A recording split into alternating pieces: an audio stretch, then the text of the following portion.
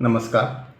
आज मी प्राध्यापक MP पाटील सरांच्या महाकाव्य काव्य समजलेलं उमजलेलं या पुस्तकातील गुंतली आहेत आपली मुळे कविता महाजन हे प्रकरण वाचत आहे. आपण पाहत होतो आपल्या दोघांमधील जमिनीवरील अंतर, आपल्या वेगळ्या जाती, पाना फुला फळांचे वेगळे रंग गंध, वेगळे आकार, वेगळे उपयोग. आपण घेत होतो काळजी आपल्या उंचीची, विस्ताराची, आणि त्यासोबत आपल्या फांद्या एकमेकींमध्ये गुंतणार नाहीत याची. आपल्याला हव्या होत्या आपल्या स्वतंत्र सावल्या आपापल्या पांथस्थांसाठी. तुझ्या न माझ्या घरट्यामधले पक्षी एका थव्यात उडणे केवढे गैरसोयीचे होते. दिसायलाच हवी होती आपली फळे फुले स्वतंत्र. ती जर आपणच वाढवली होती पोसून, मेहनतीने उन्हे पाणी सोसून. मला गाजवायचा नव्हता अधिकार तुझ्यावर, तुलाही स्वीकारायची नव्हती जबाबदारी माझी.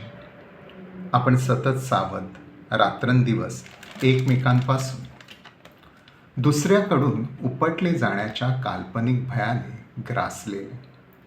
खरे तर आपल्याला माहीतच नव्हते की गुंतली आहेत आपली मुळे जमिनीखाली एकमेकात इतकी आत घट्ट. एक प्रस्तुत कवितेचे पहिले वाचन ही एक शेजारी शेजारी स्वतंत्रपणे वाढणाऱ्या दोन झाडांची निसर्गस्पर्शित नाट्यात्मक कविता आहे असे सांगणार. त्यातील एक झाड आपण हे प्रथम पुरुषी द्विवचन वापरून दोघांबद्दल बोलते आहे. तिसऱ्या कडव्यातील तुझ्या आणि माझ्या घरट्यांमधले पक्षी आणि चौथ्या कडव्यातील मला गाजवायचा नव्हता अधिकार तुझ्यावर आणि तुलाही स्वीकारायची नव्हती जबाबदारी माझी या द्वितीय पुरुषातील दुसऱ्या झाडाला उद्देशून बोलण्याचा अपवाद वगळता ते पहिले झाड आपण हेच प्रथम पुरुषी द्विवचन वापरून दोघांबद्दल बोलते आहे. हे बोलणे दोघांचे स्वतंत्रपणे वाढण्याबद्दलचे आहे. आपण आपल्या दोघांमधले जमिनीवरील अंतर पाहत होतो, अनुभवत होतो. आपल्या वेगवेगळ्या जाती पाहत होतो. आपल्या पाना फुलांचे वेगवेगळे रंग गंध, वेगवेगळे आकार आणि इतरांना देणारे आपल्यापासूनचे वेगवेगळे उपयोग. आपण घेत होतो काळजी आपल्या उंचीची आणि विस्ताराची, पण त्याचसोबत आपल्या फांद्या एकमेकात गुंतणार नाही याचीही जपणूक करीत होतो. आपापल्या पांथस्थांसाठी आपल्याला हव्या होत्या आपल्या स्वतंत्र सावल्या. त्याचबरोबर आपापल्या घरट्यांमधल्या पक्ष्यांचे थवे आपल्या स्वतंत्र व्यक्तिमत्वासारखे स्वतंत्रपणे उडणारे. शिवाय आपण उभयतांनी मेहनतीने सूर्यापासून उन्हे, जमिनीतील विहिरीतून पाणी शोधून शोषून फळाफुलांना दिली असली, त्यांना वाढवलं असलं तरी ती फळे फुले दिसायलाच हवी होती एकमेकांपासून स्वतंत्र, अशी आपली मनस्वी इच्छा होती. ही दोन झाडे स्वतंत्रपणे वाढणारी, आपापल्या स्वतंत्रतेला जपणारी. एकमेकांशी बोलताना एक म्हणते, एखाद्या शेजाऱ्यासारखा मला गाजवायचा नव्हता अधिकार तुझ्यावर, आणि एखाद्या शेजारणीसारखी तुलाही स्वीकारायची नव्हती जबाबदारी माझी.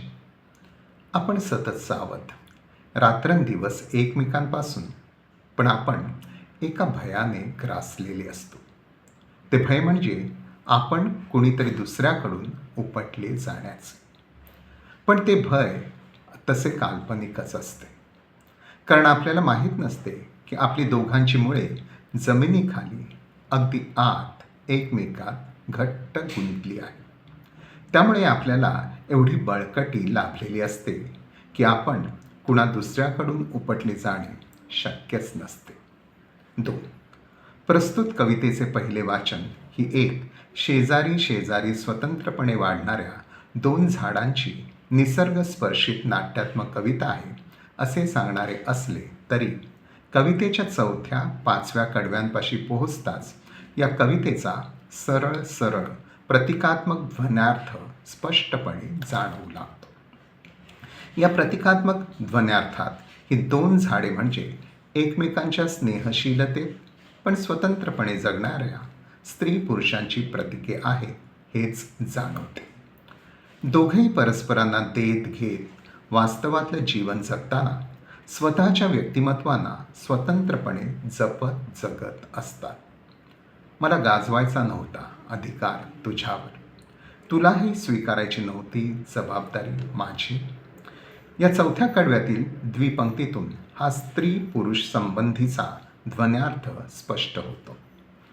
एकमेकांच्या सहवासात स्नेहशीलतेच्या प्रवाही जीवनात जगताना स्वतंत्रपणे जगणारे स्त्री पुरुष हा प्रतिकात्मक अर्थ स्पष्ट होताच पहिल्या कडव्यापासूनच कवितेचे वेगळे आत्मरूप आपल्या रसिकत्वाच्या सहसर्जनाला भिडू लागते. आपण पाहत होतो दोघांच्या व्यक्तिमत्वातील वास्तवातले अंतर, वास्तवातले निराळेपण, स्त्री आणि पुरुष अशा आपल्या वेगवेगळ्या जाती, आपल्या दैहिक व्यक्तिमत्वाचा आकार वेगळा, एकमेकांच्या देखणेपणाचे आणि सौंदर्याचे रंग गंध वेगवेगळे, त्या परस्परांच्या देहाचा आनंदमय अनुभवही वेगवेगळा. आपण घेत होतो काळजी स्वतःच्या व दुसऱ्याच्या म्हणजे परस्परांच्या उंचीची, विस्ताराची म्हणजे परस्परांच्या विकासाची. पण हा विकास एकमेकांच्या विकासाच्या आड येणार नाही याचीही काळजी घेत होतो. आपापल्या पांथस्थांसाठी सोबत येणाऱ्या सहचारांना देण्यासाठी आपल्याजवळ हवी होती स्वतंत्रपणे आपापली स्नेहशीलता. तुझ्या आणि माझ्या घरट्यातील पक्षी मुलेबाळे यांना हवे होते स्वतंत्रपणे उडण्याचे आपापले प्रोत्साहन आणि आपण मेहनतीनं फुलवलेला फळाफुलांचा, माणसांचा आसमंत स्वतंत्रच दिसायला हवा होता. हे सारे आपण स्वतंत्रपणे देत घेत होतो हे ध्वनीत होतेच. अशी ही दोघं जण, एक पुरुष आणि एक स्त्री, दोघेही एकमेकांच्या सहवासात जगत असतानाही स्वतःची व्यक्तिमत्वे सांभाळत स्वतंत्रपणे जगणारी.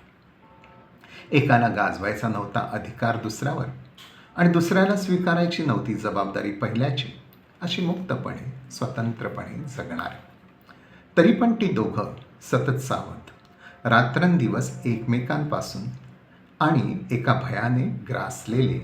ते भय म्हणजे एखादी स्वतंत्रता विरोधी परंपरा किंवा रूढी असावी जिला स्त्री पुरुषांचे असे स्वतंत्रपणे जगणे मान्य नसते. ती रूढी परंपरा त्यांच्या स्वतंत्रपणे वागण्याचा धिक्कार करीत विरोध करेल असे ते भय असावे. हे ध्वनीत होत असलेले भय काल्पनिक असते, कारण त्यांना माहीत नसते की त्यांच्या अंतरंगात त्यांच्या भावभावना एवढ्या एकजीव झालेल्या असतात की कोणत्याही रूढी परंपरेला त्यांचे स्वतंत्रपणे वाढत असलेले अस्तित्व त्या स्त्री पुरुषातील एकजीव झालेली आदिमाता नाहीशी करणे अशक्य असते. इथे हा भाग संपतो. धन्यवाद.